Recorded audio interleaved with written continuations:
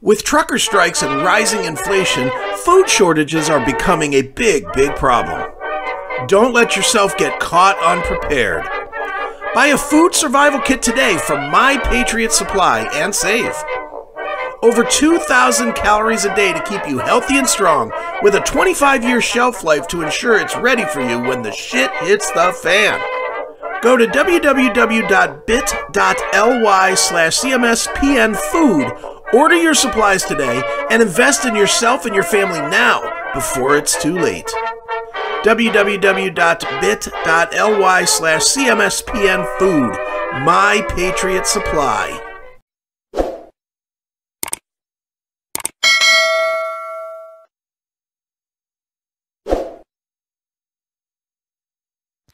Hey everyone, James LaBrie from Dream Theater, and you're listening to or watching the podcast Talking Into Infinity with JT and Brian. Enjoy this. These guys are extremely informative. I love their dialogue. I love their interpretation of the songs, who and what we are, what we were going after. They're very accurate in their interpretations and descriptions, and I just think this is a great show, and these guys are doing a stand-up stellar job. So once again, enjoy Talking Into Infinity with JT and Brian.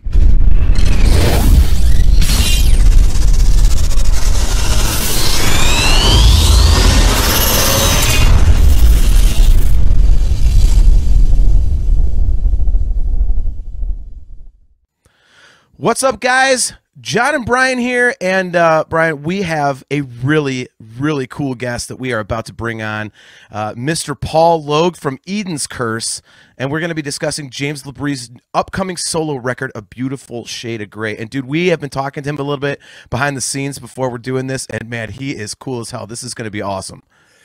Yeah, he's funny, and he's also very talented. And like I said, we've been talking for 10 minutes, and we're already recording. So let's bring him on. Mr. Paul Logue from Eden's Curse. How's it going, man? Thanks for jumping on. Appreciate it. Yeah, good. Hi, guys. How are you? We are excellent, man.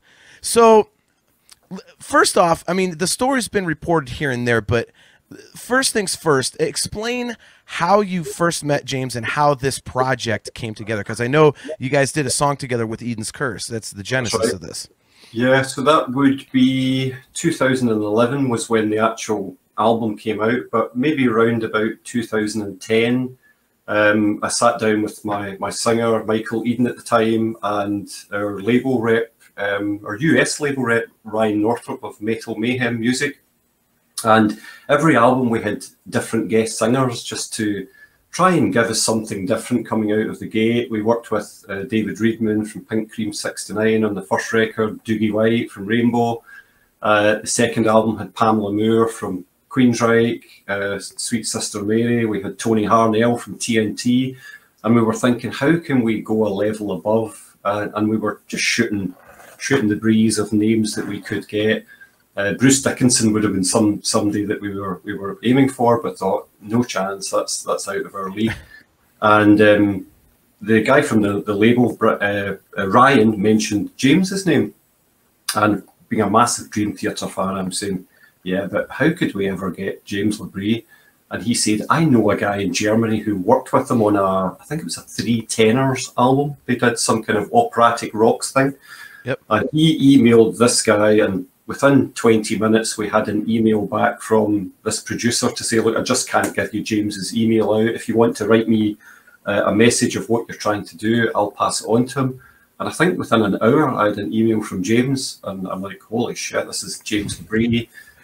Laid out, look, we've got a song that we want to do a duet with Mike on it, and you will send over, like, here's a link to some of our albums that we've done before. And James maybe took 2 days to come back and say, guys, I love this. This is really great. I'm in. Before I work with you, can I have a telephone call with you? And we spoke on the phone for maybe 2 or 3 hours. We just connected, myself, Mike, and James. And that was it. It was just a case of arranging. We were going to go into the studio and record the final thing. So I think at that time, it was just a demo we had at the time. And being the songwriter, it would be me singing it probably. I'd written it with my keyboard player at the time. And then when it was ready, we sent the tracks to James, and in actual fact, he agreed to build the bass level of our backing vocals. So he actually sang on every song on the album. So if you listen to our Trinity record, you'll hear James's vocals within the choruses of every song. And we just kept in touch with each other, got on very well. He's quite a humorous guy and liked my kind of strange British humour as well. And every time Dream Theatre came over here, we always hooked up after the show. And at one point, he actually emailed and said, look, we're coming to do 2 shows in the UK. Would you guys like to open? And of course, we said, no, fuck off. Nice. We said, absolutely. We had to bite his hand off for it. And yeah, that was amazing. It was amazing. That was the biggest shows we've ever done as a band. And it really lifted us up being in that kind of, you know, kind of size of venue and that big tour as well. We'd gone out with people at Stratovarius and things before, but Dream Theatre was another level completely. And it was really just a good time for the band. So over the years, I would always send James whatever the new album was, and he just really took a shining to my songwriting. He was quite inquisitive about who's writing the songs. I love the lyrics. What are you thinking about when you're writing this song? And I remember maybe, I think it was the self-titled album that they did. I met him backstage in Manchester, and he says, dude, you and I should do some writing. And I thought he was just being kind and nice. And then he said it again the next time we came. And the next time they played my hometown, he actually gave me a shout out from the stage, which was embarrassing, but really kind of him to do. And all my buddies are like, hey! And yeah, that was it. We just kept in touch. And the whole story that's been reported is absolutely true. So James, whenever I would go and see Dream Theatre, I would email him 1 or 2 days before the show, hook up afterwards. And I actually went to the Czech Republic to see them on the Distance Over Time tour.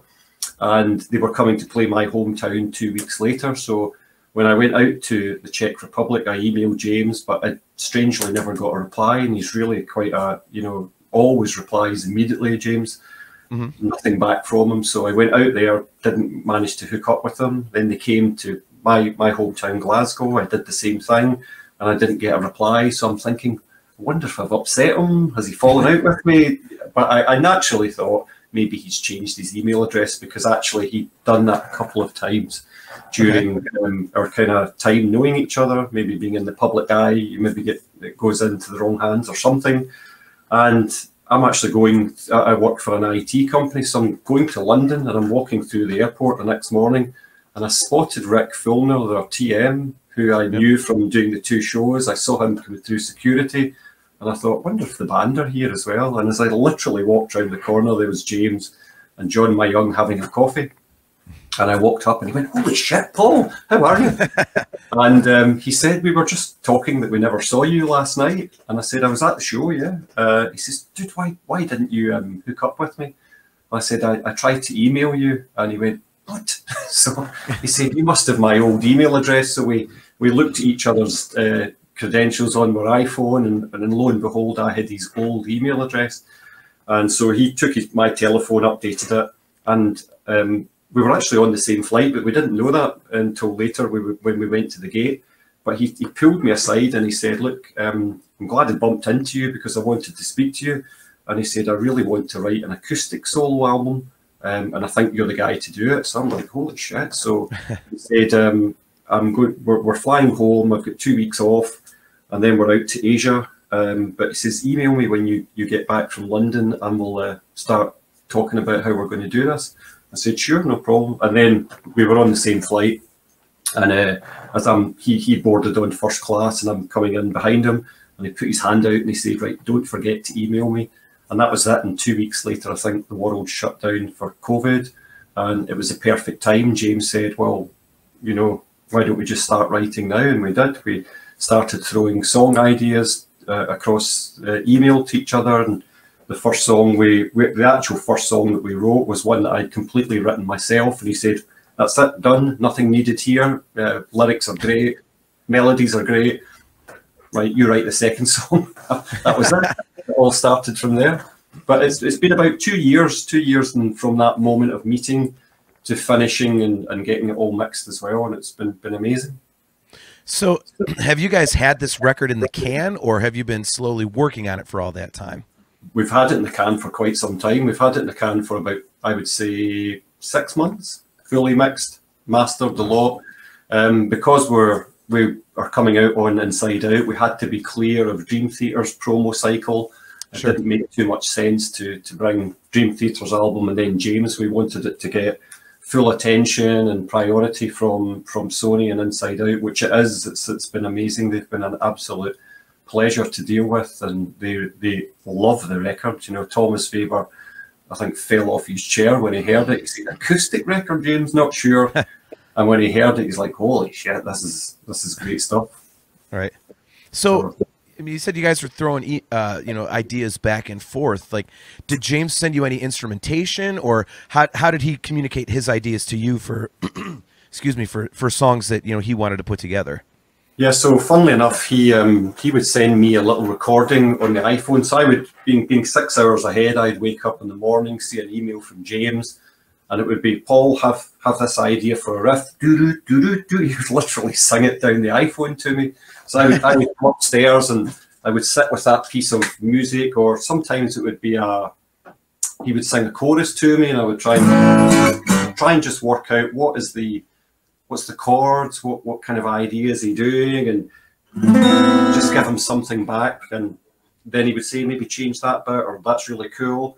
Mostly it was quite seamless. In fact, we didn't have to change any keys for any of the vocals or anything like that. It just flowed quite nicely. And then I would send him Devil and Drag, for example. I sent him, "James, idea for a song," that kind of thing. Yep. And I would then go and demo up if he really liked what he was hearing, and that's how we did it. You know, we wrote 9 original songs, actually 10. One of them we got fully mixed and canned it because it was kind of it was a bit funky, shall we say, and we decided that was just a bit too much. So maybe that will reappear at some point in another form. Right. So one of our viewers has a question for you real quick, and then I know Brian wants to ask you something, but our buddy Cale McLeish is tuned in from Australia. He wants to know, so did you guys record this in a studio together, or is this more of a modern, you know, quote unquote, sending parts over the internet and mixing it together type of record? Well, first of all, superb Scottish name, McLeish. Yep, that's more Scottish than my name. But yeah, you got to remember this was right during COVID, so nobody was able to travel anywhere. In fact, I know that James and Chance were wanting to even use a studio locally together and couldn't, so they had to bring a lot of kit in. James effectively at that time built a home studio at his place, something he'd always wanted to do, and this gave him a perfect reason to go and do it. So yeah, we had to basically record. I mean, I've got my own studio here. All of the musicians have got real top pro setups at home, and of course it got mixed by the team at Fascination Street. So it was Linus Corneliusson, who works for Jens Borggren, that's done James's last 2 solo records.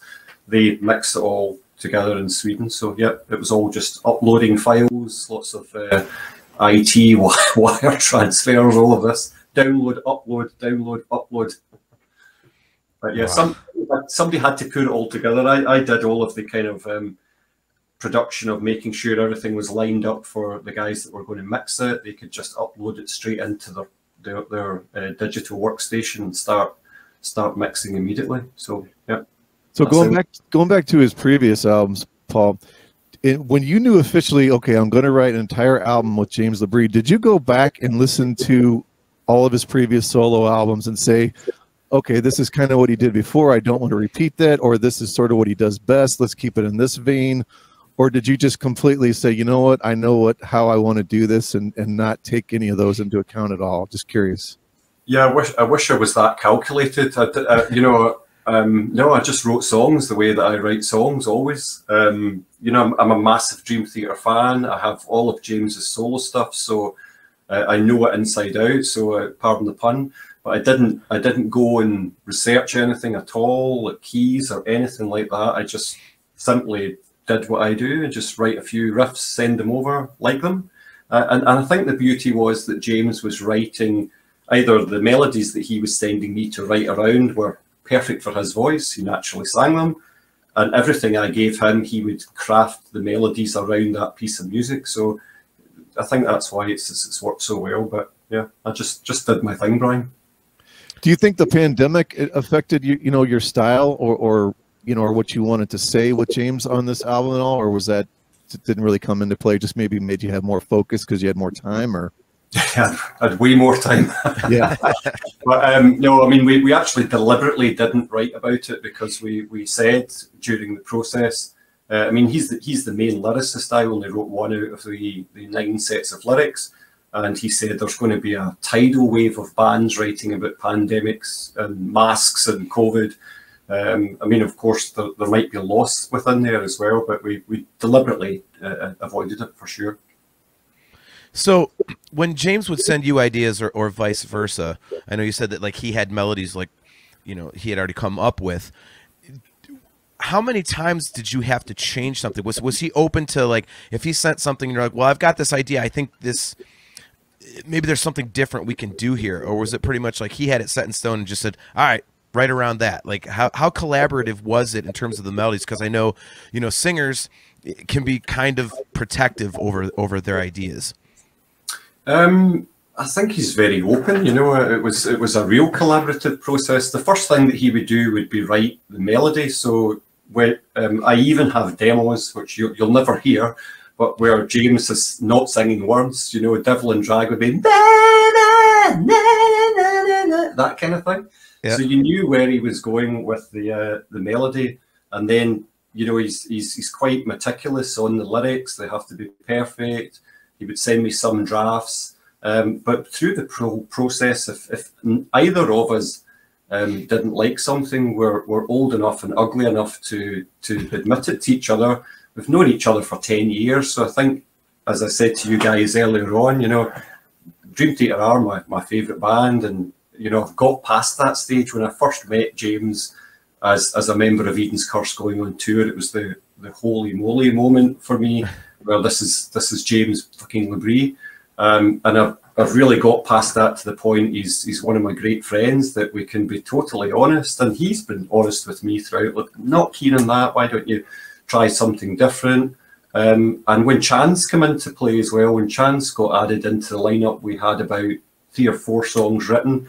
And he's extremely musical, very because he's so young as well. He kept us, 2 old farts.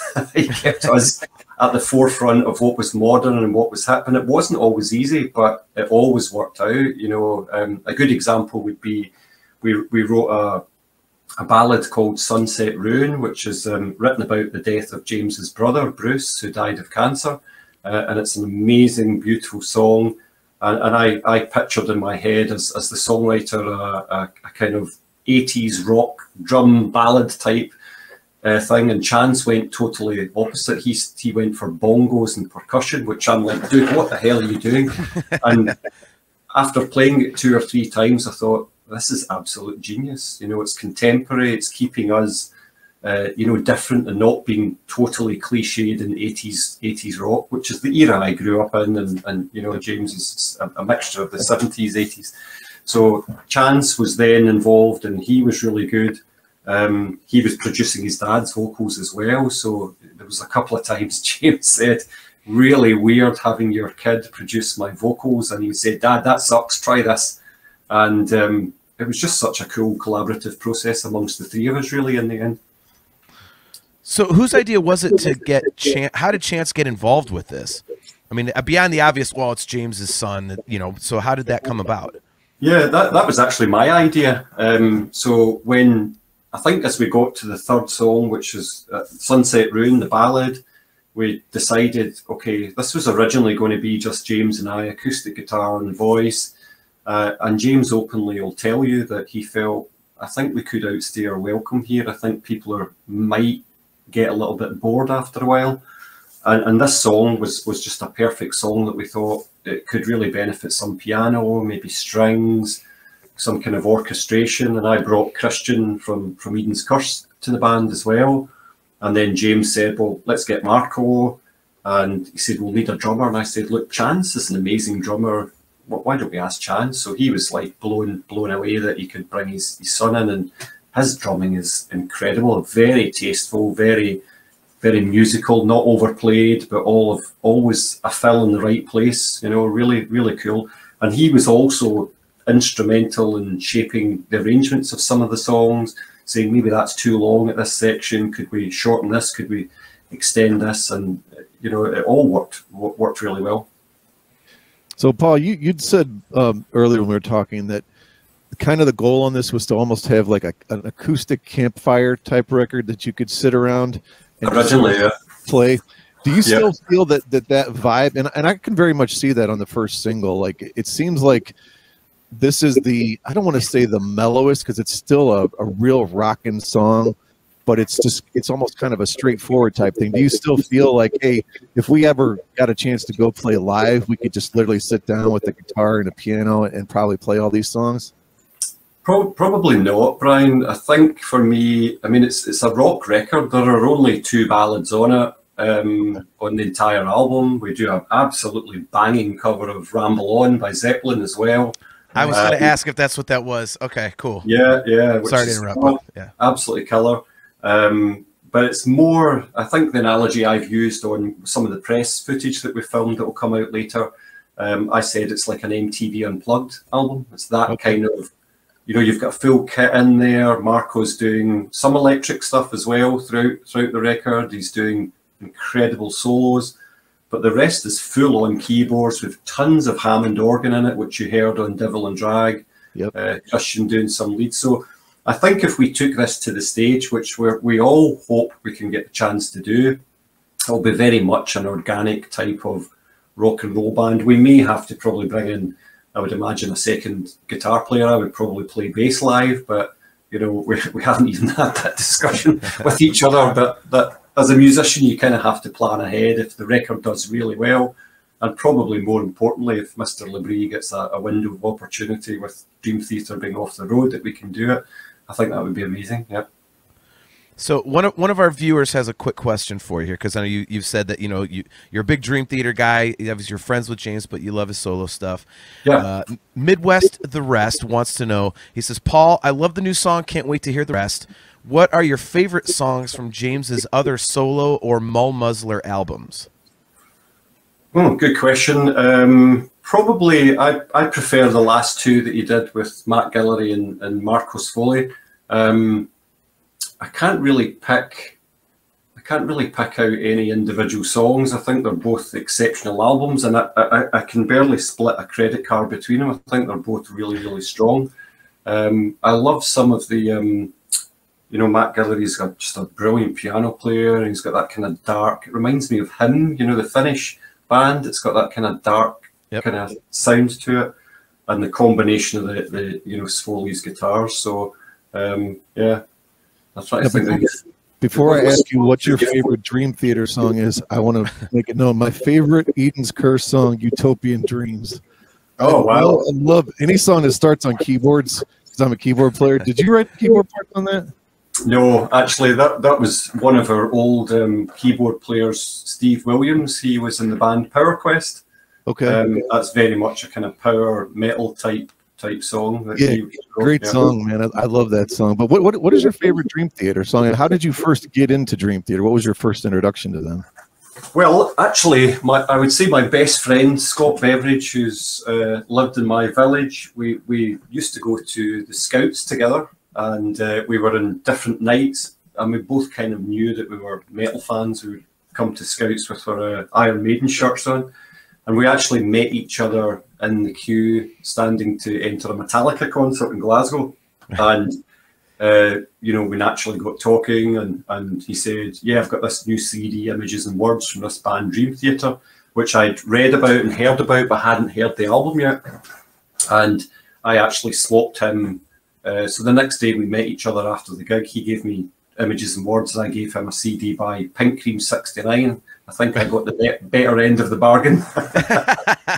Actually, they're a great band. I love them too. And you know, from Pull Me Under, it was just like, holy Christ, what is this? This is sensational. Still my favourite album, and I would say my favourite song, Another Day. I just absolutely love that song. Wow. But I do like. I I was going to say that there's not an album that I don't like. I'm not a fan of 6 Degrees. It's the one for me. It's just so difficult to get into. Wow, no kidding. I can't connect fully with that record. And naturally, I prefer, I'm not so keen on the debut because I listened to them with James. So going back to the debut, for me, I always want to listen to the James material. But yeah, that's the only. I mean, there are some amazing songs on that, and some that I've already said to Chance. If we ever play live, we need to do a couple of these from 6 Degrees. I'm sure you can work them out. They've got acoustic guitar on them. But yeah, that's my least favorite album. But I love every other album. Wow, 6 Degrees. That's a fan favorite. I don't think I've ever heard someone have that opinion before. That's good. Yeah. So bringing it back to the James record, our buddy Cale has a question for you. He wants to know, you've said you wrote one of the 9 lyrics. Can I ask which song that is, if you didn't already say it and I missed it, if you're allowed to reveal it? So... Well, the album's on iTunes, but it's not. You can read the track listing. So the song that I wrote is called Wildflower. Okay. Yeah. And that is a kind of open tuning. It's all in open E, very kind of Zep3 actually. And it's about an airy-fairy girl. It's almost like it's a song that kind of goes along nice, major kind of progression on it, very upbeat and happy, and then it flips very dark, and you're thinking, what the hell went on here? And the lyrics go very dark as well. So anybody I've let hear that song goes, dude, the end of that song is phenomenal. So yeah. What was it about that particular song that that James said, hey, you go ahead and take the lyrics on this one? Well, I wrote it first of all. So okay. There's that. I just came up and I gave them to him. I mean, by the way, I did present other lyrics to him, which he said, not my cup of tea, but he loved this one. It had a little bit of suspense and drama about it, and he thought, yeah, this is cool. This is really cool. Awesome. So how would you, not describe, but how do you think the record's going to be received? Because, from all the stuff that you're telling us, you mentioned the previous, James solo records, and they're pretty heavy. And this one, it's got some aggression to it, as you said, but it is, kind of a left turn from what he's been doing a little bit. Like, how do you think this is going to be received, and how do you think it ties in with those records? Yeah, I think if you look at Mullmuzzler to the Matt Guillory kind of band records, they're two different entities really, aren't they? And I think what it tells me more about anything is that James is a guy who likes to do what he likes to do, and he likes to express himself in various different ways. I mean, even Dream Theater, no 2 records are the same. They're always completely different. So yeah, I think it's totally a departure, but he's been really forthright about that. We did debate whether we call it something else, that was muted as well, but the label said, look, you are James LaBrie, this is your solo record. So I get that there will be some people that want another Matt Guillory record, and that'll probably come. I want another. I loved him, so I would want another one. But I think looking at the reaction from Devil and Drag as well has been amazing. You're talking 99% of the reactions that we've seen out there have been outstanding. If you like the melodic side of James's singing and vocals, you're just going to love this record. It's all written around that type of song structure. Yes, it's very much a classic rock record, definitely. But what's really interesting is we did an electric version of Devil and Drag, full-on electric, Marcos Foley playing all the guitars, heavied up. And that, for me, leaves a question mark about where the next record could go. That was intentional, although I must give my buddy from Germany, Karsten Schulz, credit. He's a great friend of mine, he's a singer. And he said, yeah, you guys should do the opposite of the old Japanese acoustic bonus track, do an electric. And I thought, what a bloody good idea. But it does allow us to then say, we could probably do an electric record. In fact, I'll tell you this, when James heard the mix back, he says, dude, we should just cut electric guitars for the rest of the songs. I'm like, no! I've just recorded 9 songs, 36 tracks of acoustic guitar on each bloody song. I'm not going back to do electrics. Right. But yeah, that'll be cool.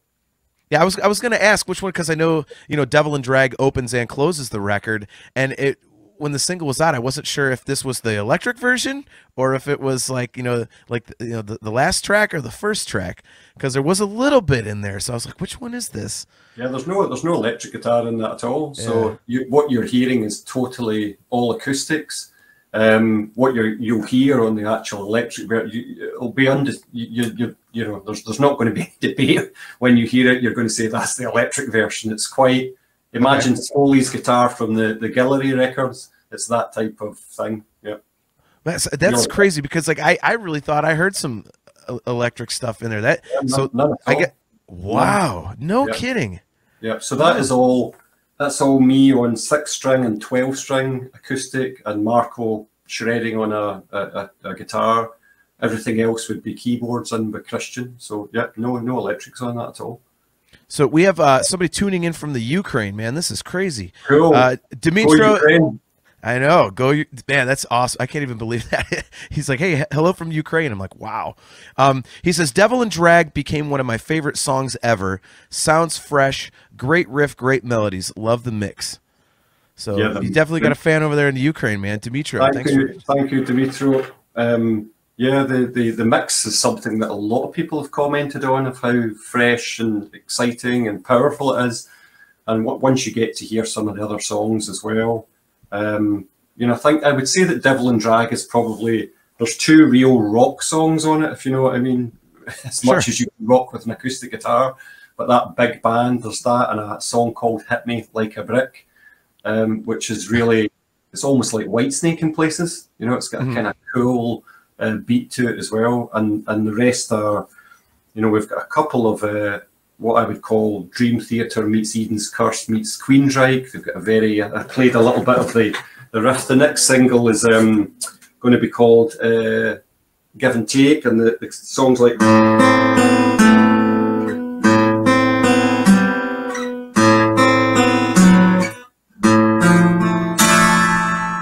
It's all around a kind of... It's a real nice tune. That's awesome, man. So, I mean, this is really sounding like something incredibly interesting, and it's, you know, from the stuff that you played us and the stuff that you've told us, I mean, it really, I mean, it's really kind of a crazy, like I said, almost like a left turn for him. Like, for you, were you, I mean, being a fan of James and being a fan of his previous records, were you excited to do something different like this and kind of open up the more melodic side of what he does and what you're able to do? Or were, you know?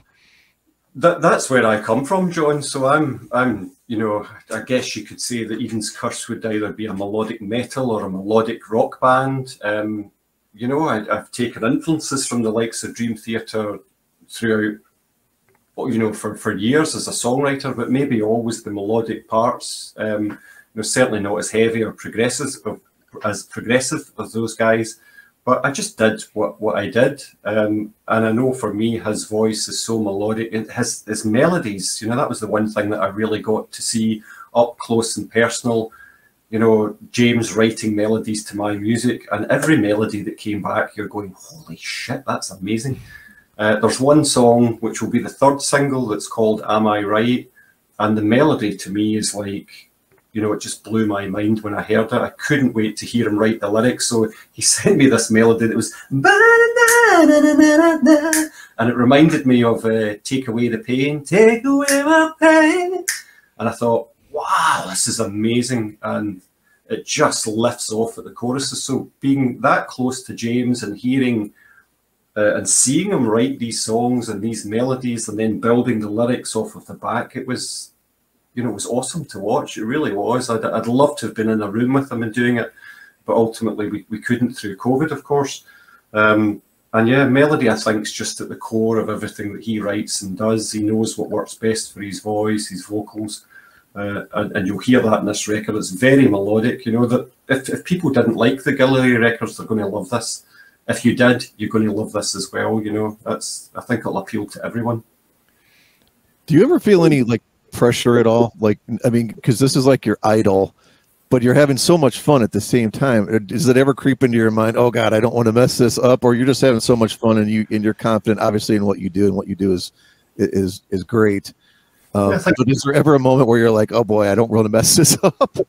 No, I mean, I think when I was recording, I would be absolutely meticulous, but I would be that way when I'd be recording an Eden's Curse record, because you know, there's the old phrase in the musician circles that it's not final until it's on the vinyl, and you know, having that kind of work ethic and desire to do the best job that you can is always what drives you on. So sometimes you might have played the same riff and you want it to be absolutely perfect. For example, there's a couple of songs on here that are completely fingerpicked. You know, now recording that type of stuff is really, really hard to do, because I'm in here, I'm in a house at the back end of my house. Sometimes I'll hear my dog downstairs. Even James, when I got some of Chance's percussion tracks, you can hear, you know, a cat in the background on one of those, because we were all stuck in the house during COVID. So you would maybe try and recut something until it was absolutely perfect. So I never felt pressure, Brian. I just wanted to do the best job that I could, especially because, you know, without being, you know, unkind to my own band, this is the biggest microscope I've ever been under musically, and I wanted to do the best job that I could so that there would be no debate at all, you know. I thought it was really cool. You were talking a minute ago about, you know, James and throwing ideas back and forth with him, and I'm really glad you brought that up, because I think when people think about Dream Theater, they're so used to, you know, John Petrucci and Jordan Rudess being like the driving force. And, you know, I think some people might have a misconception that, you know, James is just kind of, you know, pardon the pun, along for the ride. You know, and they kind of hey, sing this, you know, but it's really cool to hear about James's creative side on his own. You know, it's, I mean, how excuse me, was at a concert last night, my voice is shot. So I mean, talk a little bit about, you know, how much stuff like he really throws back and forth with you, and how quickly he comes back with it. Like, you know, does he take a lot of time to think things over? So you just really kind of like, I hate to use this term, but like a fountain of ideas and creativity and stuff like that. Yeah, I mean, put it this way, every day that you would wake up, I would have maybe 3 or 4 emails from James, because we were working on multiple songs at the same time, to the point I think we were actually falling over each idea, that we said, look, let's stop right now, because we need to keep a track of where we are. Something that I've always done when I'm producing albums is, because there's so much creativity happening, trying to organize it and channel it in the right direction. If you've got one particular song that you're really getting close to finishing, let's just focus on that one. So we made a kind of little spreadsheet that we shared with each other on something like Google Drive or whatever, so that him, Chance, and myself had access to it at all times. And we'd little codes in there of what type of song it was. This one's like Led Zeppelin, this one's like kind of a strummer, this one's like a rocker. So we knew they all had working titles as well. We'd know song names at that time. James is still working on the kind of lyrics. So we would have rough working titles, like Sexy Beast was one of them, things like that. And, you know, Hit Me Like a Brick was always called Brick, because that was the first thing he came up with the chorus, and we wrote the rest of the song around it. But every single day, John, you would wake up, there would be 6 emails from James. You'd go through them all, respond to them. He probably was the same. He'd wake up, there'd be maybe 12 for me with a song attached or whatever, but it was just channeling, trying to keep it all on track. But yeah, he never delayed on any ideas. I mean, occasionally I think he had to go down to record the new album at one point, which I've actually got a really funny story about that. But he went down to New York and was cutting the vocals with John Petrucci. And I think he then cut the vocals, the final vocals for this album when he came back. So him and Chance did the actual vocals in his studio at home. And I think the first song that James sung at home was the Christmas. Remember they did a Christmas one for the crew? Yeah, that was the first song that he'd recorded. But Chance and I, in fact, I just texted the guys literally a minute before we were coming on this call. I think James was on the ski slope somewhere. And Chance and I were talking about, I can't remember which particular song it was, but he said, look, can I call you to really show you what I mean? I think it was a drum track or something. And he accidentally hit FaceTime with James on it. And literally I saw James answer the phone, and he had headphones. He was recording a vocal for the current Dream Theater album. And he just said, John, give me a minute, it's Chance. And he went, oh, hi, Paul. So he was in the DT HQ. And Chance went, Dad, I'm so sorry, I didn't mean to call you. I was trying to just call Paul. And he went, no problem. He said, Paul, let me give you a tour. So he took me right round the DT HQ, and he came round to the coffee, and there's John. John said, John's stealing a donut. So John was like, oh shit, caught. So I got a chance to say hello to him, albeit over the other end of FaceTime. But those little things like that was really cool, those kind of things. But yeah, awesome. He was very easy to work with. He knows what he wants, which was cool, which brought my A game to the table. He wouldn't be shy in saying, look, that's not doing it for me, let's try something else. And we just, I think the phrase that he uses is, we massaged these ideas until, you know, both of us were really, really happy, or all three of us, with Chance in the mixture there. And no stone was left unturned. They've turned out amazing. So our buddy Cale has another question for you. He says, is it fair to ask, after such a massive undertaking, is there a song that you're willing to highlight as a favorite, or is it just one big pile of excellence? A pile of excellence. Wow, what a phrase. I think the one that I love probably the most would be, it's going to be the third single, Am I Right? I think it's probably one of the best songs I've ever written. That's the one, in fact, I'm not going to play it. I'm going to keep it a surprise for you. I was just doing finger picking. I don't want to spoil it. But I think I said to you guys before the call started that we've got Teresa Thompson from Scenes from a Memory on there as well, on the outro. It's almost a little folky in places, but just a beautiful song. And it's kind of written, I can't quite remember the individual, but James has written a really excellent set of lyrics there. And Marco plays some amazing kind of, almost like an echo type guitar in the background. It sounds almost country in places, folky country. And then it blows off like a huge choir at the end, strings, just amazing, just a great song. Yeah, that's probably my favorite, I think. Well, there you go, Cale. That's the favorite.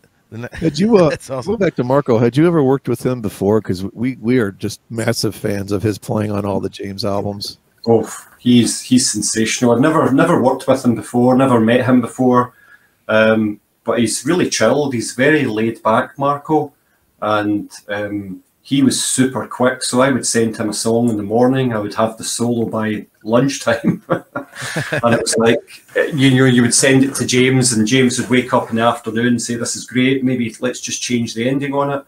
Marco would have the recut solo that evening. You know, he was just super quick. But I love his sense of melody. You know, I think two of his favourite players would be Petrucci, obviously, and Andy Timmins, who's another amazing guitar player. And you could sing every single one of his solos on this record. They're so good. Beautiful. Really beautiful. So before we get out of here, we would be remiss if we did not ask, what's up with Eden's Curse? What do you guys, are you working on anything? Is there something coming up? At the moment, it's been rather difficult to get time to work on the stuff because I'm really entrenched in this record. There's a lot of promo involved with it. I think I was mentioning to you guys, we've got a kind of half an hour, 30-minute documentary type EPK coming out on the day of the album release. So I'm doing a lot of the video edit for that, which has just been finished today. We've got track by tracks coming out for each single, then a big track by track video for the entire album. I will be starting, I think you guys are my first interview, but we haven't even, I don't think we've given the, I don't think the press have got the album yet. That might be happening imminently. So I'm sure once that comes out, there'll be press to do. So I have begun writing the new Eden's Curse record, but I haven't got a lot of time to sit down and flesh those ideas out and start sending them out to the band. So that will be my next thing, but certainly at some point, maybe later this year into next year, we'll start working towards the kind of 10, 12 songs that are going to make up album number 6 for us. Yeah. Awesome. Well, I got one last question, and we'll let you go. And if you don't mind staying on for a second after we stop the live broadcast, we do have a couple of things we want to ask you off air. So, sure. But, so this has been awesome. Thank you so much for making time for us, man. This is You're welcome. This is fantastic. So, if you could leave the the viewers, listeners, whatever, with anything about the record, what would you tell them? I think if you are a fan of Dream Theater, if you're a fan of James, you're going to love this record. 9 really, really cool songs, all very different from each other. Bags full of melody, some outstanding musicianship from all of the guys on board. James is standing behind it 100%. I naturally am as well. And if you just like good melodic songs, then this is going to be a real surprise for a lot of people. It ain't going to be a campfire Kumbaya, my lord. This is big, in your face. Devil and Drag is a great representation of what's on there. Yeah, and I think A Beautiful Shade of Grey sums up. The title's deliberate. It's a different take on what he's done previously, but it is quality from start to finish. It's quite a short record too, and when you listen to it, I remember hearing this. The last Ghost album, Prequel, was kind of 35, 40 minutes. And because it went by so fast, it was like, yeah, I'm going to spin that one again. That was so cool. And I feel this record's kind of like that as well, So, awesome. Yeah, I think people will love it. 2 quick comments, and we'll jump off the live thing. But Kale wanted to say, I'm not going to ask him more questions, but I just wanted to say thank you for answering my questions, Paul. Best of luck with Eden's Curse, and I can't wait to hear the rest of the album. You rock, mate. You made a new fan in the last 45 minutes for sure. Thank you, Kale. That's awesome. Well, Paul, again, thank you so much for coming on. Like I said, we'll talk a little bit after we end the live broadcast here, but thank you so much for making time for us, man. We really appreciate it, and hopefully we can get you on once the record's out. We can really dig into this. Yeah, so, I'd like to get your guys' take on it as well. That's something that would excite me to see what you think. I've talked enough about it. Let's see if the proof is in the pudding. Yeah, we'll definitely schedule that, man. So to all you guys in the chat that are checking it out, appreciate you guys tuning in. I know this is kind of we did this at the last minute. We announced it to our fans like, oh, we're going live. They're like, holy crap. But we've had a bunch of people tuning in. So Dimitro, stay safe over there in the Ukraine. Kale's great to see you. Midwest, thanks for tuning in, and we'll catch you guys in the next episode. Cheers, guys. All the best.